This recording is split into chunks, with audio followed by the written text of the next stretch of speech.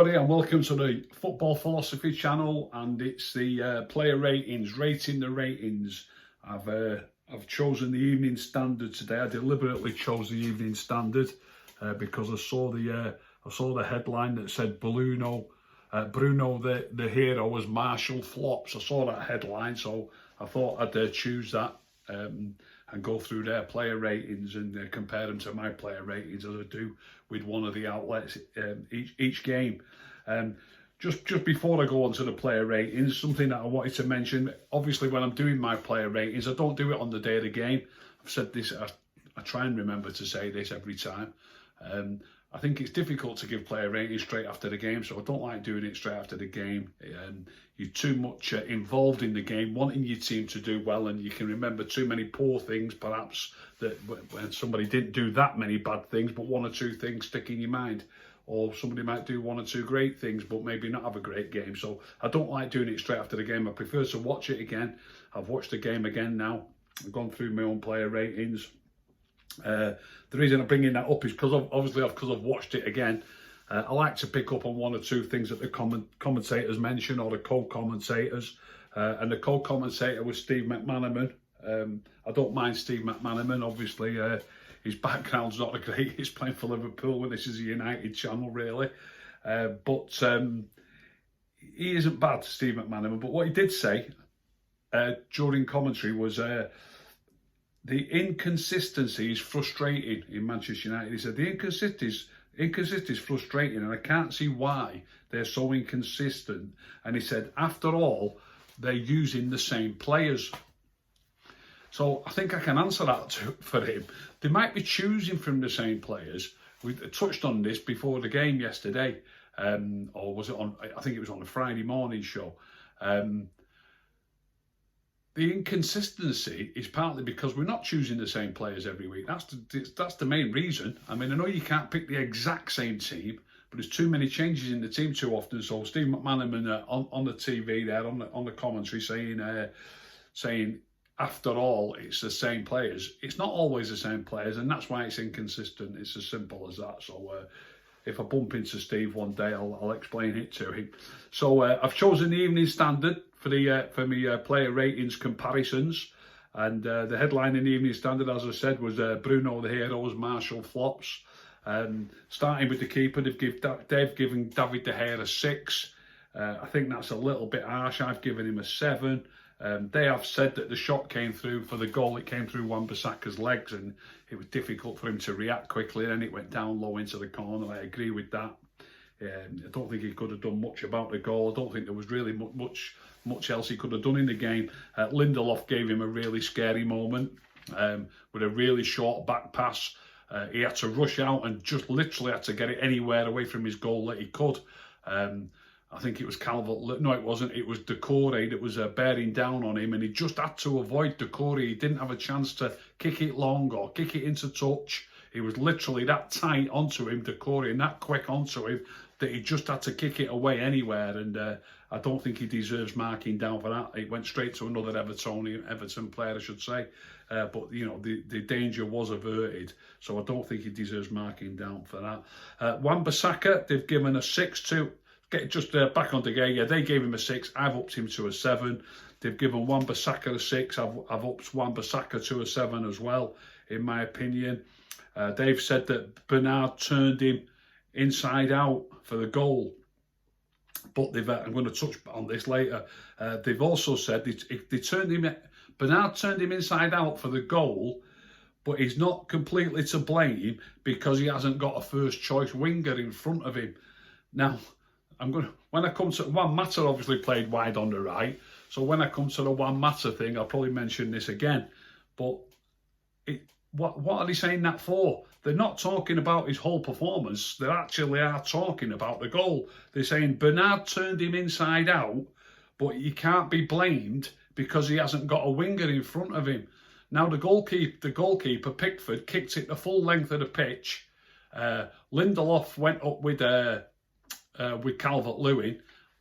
I think it was Lindelof who got a touch on it as opposed to Calvert-Lewin. But either way, it got flicked on straight to Bernard's feet on the edge of the 18-yard box, who took a touch, maybe 2 touches, and drilled it in between Wan-Bissaka's legs. no matter who we've got playing on the right wing in that game, I've got no idea. It's like it's like this whoever this correspondent is for the Evening Standard. It's like he's decided already that that the winger in front of Wan-Bissaka isn't good enough. To mention it in relation to the goal is nothing short of ridiculous. So a long ball from the keeper flicked on by a centre back straight to a winger who gets his shot in. I don't know what United's right winger is supposed to do about that, about helping his fullback. So Wan-Bissaka, yeah, they've given him a 6. I've given him a 7. Lindelof, they've given a 6. They said he struggled early doors with Calvert-Lewin. He did struggle a little bit early doors with Calvert-Lewin, but I've watched it this morning. Like I just said before I started, you do sometimes get a bit carried away while you're watching the game live. I was under the impression that Lindelof was getting beat in the air every 2 minutes by Calvert-Lewin, but it wasn't quite as bad as I thought. Obviously, it didn't help that one of them led to a goal. But Calvert-Lewin did manage to beat him 3 or 4 times in the air, but it wasn't consistently happening. It wasn't like it happened 12 times or anything silly like that. He did get to grips with it, and Scott McTominay dropped in a little bit and helped him out as well. But overall, after a bit of a shaky start, I think Lindelof was okay as well, and I've given Lindelof a 7. Harry Maguire, they've given a 7. I've given him an 8. They've said unlucky not to be awarded a pen. They've said I'm going to come to that at the end of the show about VAR, because I've got a little thing to say about VAR. But Maguire, I thought he was really solid. Yeah, I thought he was really solid. Some people saying like, couldn't he have switched on to Calvert-Lewin? Couldn't he have took him rather than the Lindelof having to take him? Obviously, Maguire's stronger in the air. It's not always as easy as that. You do try and switch and try and take a certain player, but Maguire's playing. I think they must have discussed it before the game. They know that Calvert-Lewin's going to pull onto Lindelof, but Lindelof plays on the right, Maguire plays on the left. I think they just decided to keep it like that. Whether that's sensible or not, I don't know. But if they'd swapped it, you can't stop Calvert-Lewin from going over to the other side anyway. And sometimes you can end up in a bit of a tangle if you keep trying to swap over and he's trying to pull onto a certain player. It's often difficult stopping that from happening. So anyway, I've given Harry Maguire. I thought Harry Maguire had a good game. I thought he was a proper solid. And I thought, they talk about him being a ball-playing centre-back. I think his passing lets him down far too often. But yesterday, I thought his passing was okay, more than okay. So Harry Maguire gets an 8 off me for yesterday. Luke Shaw, they've given him a 7. They've said it was a good tussle with Coleman whenever Coleman got forward, and I think that's fair enough. They've mentioned that he got a really good assist. I think his assist might have helped him to get an extra point over Wan-Bissaka, but I don't think that really holds water for me. I think he did get a good assist, but I don't think it gets an extra point for him. I think Wan-Bissaka and Luke Shaw, both the fullbacks, did fine. Just a quick mention on Luke Shaw's assist, by the way. A lot of people criticise him for not getting assists, and suddenly he's got 2 assists in 2 games. Obviously, he made Marshall's goal in Turkey the other night, and then he made the goal for Bruno yesterday with 2 good crosses. So hopefully that's a sign of things to come. But yeah, I've given Luke Shaw a 7, just the same as at Wan-Bissaka. I'm going to jump ahead to Fred. They've gone central midfield next. In midfield, they've given Fred a 7. I've agreed with that, a 7. They've said he made a few important tackles. That's basically all they've said about him, really, that he got stuck in and made a few important tackles. His passing was simple, straightforward. I liked it the way he played. I like my central midfield players playing like that. He did put one great ball over to Rashford. Rashford should really have scored, and he hit it powerfully enough, but drilled it straight at Pickford's legs. Really, he could have gone to one side or the other. But that was a fantastic ball by Fred. Other than that, though, as they've said, really, it was mainly about him harrying people and winning the ball back, etc. So stuff like that. So I've given him a 7. Then his partner McTominay, they've given him a 6. Now, I thought McTominay and Fred were a great combination yesterday. They said McTominay was solid. The game suited him. It was frenetic. He got stuck in. Same sort of stuff as Fred. Then they've put, we'll need to add more to his game to support the likes of Bruno. They've written in the Evening Standard. I don't get that. Why will he need to add more to his game to support the likes of Bruno? Do they mean he's going to have to be a bit more flamboyant? Do they mean he's going to have to try and start making more chances? I don't agree with that. You need a couple of players in your midfield who are more than happy to do the dirty work, get stuck in, give the easy balls. During the course of a season, McTominay will get the odd assist. Probably Fred will, although I don't think he did last season. But McTominay does get a few goals as well. I think he got 4 league goals last year. As the season goes on, I'm sure he'll get 1 or 2 goals. So I'm not so sure that that's right. You know, we'll need to add more to his game to support the likes of Bruno. You know, Bruno's the player who's going to get the goals and the assists, and obviously the forwards will. I don't think your midfield players need to change the game. I mentioned when I was speaking about Lindelof, that McTominay helped him out. I noticed just before half time, there was a free kick towards the edge of United's box, and McTominay was there with Calvert-Lewin, and he was muscling him out of the way. McTominay was strong, and Calvert-Lewin fouled him, and United got a free kick. And then there was a similar ball played into Calvert-Lewin not long after that, I think early in the second half. And he was there with him again, and it was McTominay who beat Calvert-Lewin in the air. So well done to McTominay for pulling onto Calvert-Lewin and you know giving Lindelof support there. And defenders love it when midfield players come in front of them and win a few headers. You know, they've not even got to compete for the header because there's somebody there clearing it up in front of him. So I think McTominay and Fred, they've given McTominay a 6 and Fred a 7. They're both worth a 7 for me, and I think that was a bit unfair marking McTominay a bit lower. Now we're coming to a couple of ones. Well, here's one anyway that I don't agree with them in a big way. They've given Juan Mata a 6. He looks a little bit off the pace in a frenetic start, but grew into the game. Not the answer to all his problems on the right, but adds a calming presence. That's what they've written in the Evening Standard. Not the answer to all his problems on the right. That appears to me, I mean, this is obviously supposed to be a journalist. He's supposed to be impartial, or I assume he's supposed to be impartial. It sounds like a United fan who's on Twitter all the time. Is not the answer to United's problems on the right. It's almost if he's already decided before he's watched the game that United are weak on the right and that United need a new right winger, which has been all the talk all through the last transfer window. That might be the case, but it shouldn't really be coming into his mind when he's watching the game and deciding how a person plays on that given day. So to actually write that he's not the answer to all his problems on the right, I think that infers that I think he decided perhaps even before the ball was kicked that Juan Mata wasn't going to play well and wasn't going to get a good mark. That's how it appears to me. So I thought Juan Mata was quality yesterday. His touch is superb. His two little passes that were involved. He does drift from, when we're attacking and we're on the ball, he does drift from right to left. He does drift into the middle, but he's really intelligent. He uses the ball well. He's got the sharp mind of. He sees the short passes, the two that he give a ball to Rashford, got it back off him, give it to Shaw. Shaw crossed it for the first goal.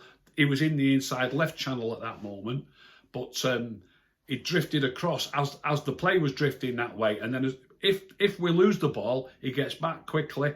Luca Dean, he was obviously told to track Luca Dean. Luca Dean hit the post. I've put a clip on Twitter. If you look at Rick the Red UK on Twitter, you'll see a clip that I've put up that shows that United had just broken away from United had just had a corner. Everton had just had a corner, and United went on a break. And when United broke away, it just so happened that Mata had to chase the ball down the left flank. So Mata ended up near the left-hand corner flag. Everton threw the ball out to the opposite flank to Luca Dean. because Mata was on one flank, he'd signalled to Rashford for Rashford to take Luca Dean, and just for a few moments, Mata took Coleman instead. So, you know, there's a couple of people on Twitter saying, "Oh, Mata wasn't back." It wasn't. Mata couldn't be back there. He just raided down the left flank. He couldn't be then on the right flank instantaneously, taking Luca Dean. As I say, look at Rick the Red UK on Twitter, and you'll see a clip there that I've just put up this morning. Showing that incident. So Juan Mata did his job perfectly well. I've had a few people say to me that he wasn't back with Luca Dean on 2 or 3 occasions. Luca Dean did get one good crossing while Mata was trying to stop him, but there was another occasion where Juan Mata wasn't with Luca Dean because he'd taken the winger. He'd taken Wan-Bissaka's winger, and Wan-Bissaka took Luca Dean. And then when Luca Dean wanted to put a ball into the box and it was Wan-Bissaka trying to stop him, Wan-Bissaka couldn't stop him either. He just shifts the ball. Luca Dean is a good player and he got a good crossing. So he got a good crossing just as well when he was being marked by Wan-Bissaka as he did when he was being marked by Juan Mata. So there's no reason to mark Juan Mata the 6. I think his quality on the ball was really vital to United's play, and I've given him 8 out of 10. Bruno, they've given him a 9. I agree with that. Absolutely brilliant. 2 goals and assists. You couldn't ask for more from a player. His work rate is fantastic. As was mentioned on the TV, his passing let him down a little bit, but nowhere near as much as it did during the week. I think a 9 out of 10, perfectly fair, definitely man of the match. What I did find funny, sometimes they should think more clearly about what they're going to write. And this is not a dig at Bruno in any way, shape or form. This is a dig at the journalist, whoever the journalist is. But he scored 2 goals and got an assist against Everton. And I find it funny, it's almost hilarious. It starts off by saying he's a big game player. Now, they've written that in an article where he's just scored 2 and made 1 against Everton. But we've just got beat 1-0 by Arsenal. We've drawn 0-0 with Chelsea. We got beat 6-1 by Spurs.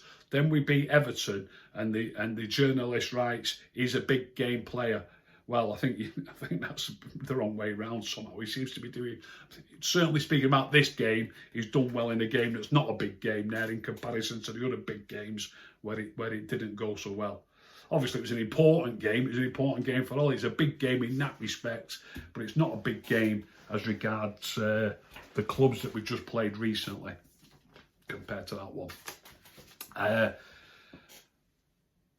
Marcus Rashford, they've given him a 6.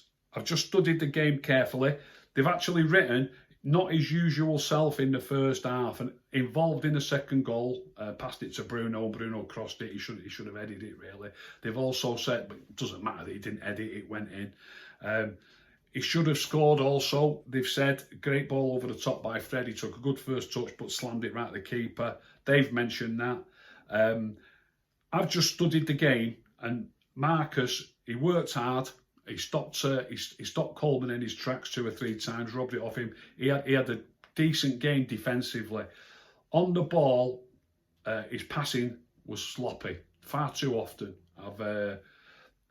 I've had a real good look at it, and I've written down quite a few things that I can go back on over. The number of times Marcus took the wrong decision or played a sloppy pass wasn't particularly good in my opinion. This is the only one that I'm marking down. They've given Marcus a 6. I'm giving Marcus a 5 in my ratings from yesterday's game. And as I say, I've got it all written down as to the reasons why. Anthony Martial, this is the best one. They've given him a 4, and they've said, unsurprisingly, look well off the pace, having just come back from suspension. Well, he has just come back from suspension, but he has been playing in the Champions League. He's played midweek against PSG, then he's played midweek against Leipzig, then he's played midweek in Turkey. Sometimes they say that playing 2 games a week is too many, and then on this occasion they're now saying that he's just come back from suspension. Well, he has just come back from suspension in the league, but he has been playing once a week. So I think he's been playing enough football to keep himself sharp. So there's no excuse about having been suspended. I think that's a silly comment. They've said he missed a chance. He did. You could argue, well, he did miss a chance in the first half, but he took it down beautifully with his left foot and had to take it instantly and had to go across the keeper. I think it was a decent effort, really. It'd have been great if it would have gone in. It would have been a fantastic goal. So there's a fine dividing line here. You know, if it would have gone in, it would have been a fantastic goal. So is it really, you know, fair to criticise it being a missed chance? And they've also said that he got caught offside later when he shouldn't have done. They've given him a 4 out of 10. I've studied the game today. He was that much involved in most of the things that we did well, holding it up well, some lovely touches, great passes, strong, worked hard. I thought Anthony Marshall had a fine game. I'd give Anthony Marshall an 8 out of 10. So I'm giving Anthony Marshall twice as many marks as the Evening Standard have given him. So I think that's it. That's it on the player ratings. My player ratings compared to the Evening Standard's player ratings. Just a quick recap on the football yesterday, the other games. I watched match of the day last night, so it's not a lot to go off, just the brief highlights. But Chelsea are looking good. I noticed Werner's been scoring goals. I watched him playing for Leipzig a couple of times when the Bundesliga was on the TV. You know, when we were dying for a bit of football after lockdown. I like what I've seen of Werner. I thought he was going to be a good signing. Apparently he's scored 8 goals already for Chelsea now in a different competition in about a dozen games. He's still looking a top player to me. Ziyech looks dangerous. They pointed out on Match of the Day the dangerous balls that he's putting in the box. I really fancy Chelsea are going to be one of the top 4 along with City and Liverpool. I really do fancy that. It's going to leave one space for the other clubs to battle out for, by the looks of it. Could be some twists and turns, obviously. You never know with injuries, suspensions. There can be loss of form. There can be twists and turns, obviously. But at this precise moment, my money would be on Chelsea getting a place in the top 4. Another thing that was mentioned on Match of the Day was should Harry Maguire have been given a penalty in the game at Goodison? I found this extremely interesting. They pointed out on Match of the Day that Harry Maguire had pushed his hand into the keeper's chest, into Pickford's chest, which caused him to drop the ball. When you look at it closely, I think they might have a point. But this wasn't mentioned in commentary. In commentary, Steve McManaman and Peter Walton, the referee that they have on there as well, both said it was definitely should have been a penalty. They were both adamant it was a penalty and that the VAR people had made a mistake not giving it. Neither of those two, McManaman or Peter Walton, noticed the hand in the chest. Now, usually the commentator, if something happens where a goal might be disallowed for offside, for example, and then they decide that it's onside, they also look at other things, but they always tell you. The commentator often says, oh, they're also looking at a possible foul. He's actually onside, but they're looking at a possible foul. Or they might say, oh, well, that bit was okay, but they're also looking at a possible handball. They normally tell you the different things that are actually going on in the VAR studio. They tell you the things that they're looking at. That's what they normally do. So nothing was said in commentary that they were actually deciding that Harry Maguire had pushed Pickford first and it was actually a free kick to Everton. They didn't say that. Whether they just omitted to say that for an unusual occasion, if you like, I don't really know. But the first thing I've heard about Maguire actually fouling Pickford before Pickford fouled him back, if you like, was actually on Match of the Day last night. So I'm not so sure that the VAR people did decide that Maguire had pushed him. I'd love to know if they did decide that, because if they didn't spot that, it was a nailed-on penalty and he should have got a penalty. But like I say, I think the Match of the Day crew might have it right, actually, that it probably was a free kick to Everton. On VAR, that brings me to Palace v Leeds on Match of the Day. Absolute disgrace. What if VAR has been brought in for this? They need to can it straight away.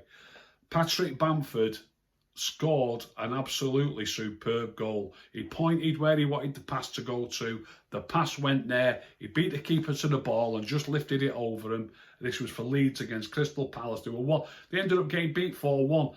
I think they were 1-0 down at the time. Had this goal stood, it would have been 1-1 at that moment. And goals change games. You just never know how important that might have been. But to disallow that goal, when they show you the still photograph with the lines on it, apart from him having his hand held out, you can see that he's clearly onside. The defender is at least a foot, probably 2 foot deeper than Bamford. To disallow that goal is an absolute disgrace, and whoever is in the VAR studio shouldn't be sat in the VAR studio again, as far as I'm concerned. VAR in the West Ham v Fulham game. Fair play to David Moyes straight after the game, saying I'd feel apeeved if that goal was given, against me. There was a ball played into the box, into the Fulham box towards Haller, the West Ham striker, and Haller had gone beyond the defensive line, and he was standing in a position that was probably 2 yards offside. And David, I think it was actually one David Moyes that said this. It was the Fulham manager that said this. The Fulham manager, Scott Parker, he said that his defender only had to head the ball out because Haller was standing behind him in an offside position. He said that he couldn't really expect his defender to allow the ball to travel to Haller, just taking the gamble that he was offside and that the flag might go up and the VAR people would give it. He couldn't take that chance. On the face of it, when I heard Scott Parker say that, it seemed to make sense to me. I thought, yeah, he's got to head it. He has got to head it. He can't just let it go. That does make sense. But then the header was weak. It went to a West Ham player who passed it, and West Ham scored what turned out to be the winning goal. But when I thought about it, and even David Moyes backs him up, by the way. Even David Moyes, which I thought was a breath of fresh air. Even David Moyes backs him up. He said he would have felt aggrieved if it was against his team and that Haller was offside just behind the defender, so the flag should have gone up. I'm not saying this is right or wrong. It's just something that's crossed my mind. Surely that defender's got to make a better header of that. And I know he knows that Haller's behind him, but the ball comes to him and he's heading it away. And when he's heading that ball away, does it really matter who's standing behind him? Does it really matter wherever Haller might be on the pitch? Should he not just be expected to head the ball better rather than heading it straight to a West Ham player? And I know he can't let it go, as Scott Parker said. No, he's not going to let it go. But he's also not going to let it go if Haller's not standing there behind him anyway. So should he not just be expected to head it better and then the situation doesn't arise? I'm just not 100% certain one way. I mean, I don't like VAR anyway, but in this case, even though David Moyes has backed up Scott Parker, I do like the idea. I think it sounds sensible, but I'm not 100% convinced. I think they might be should really be pointing at the defender who should head it better.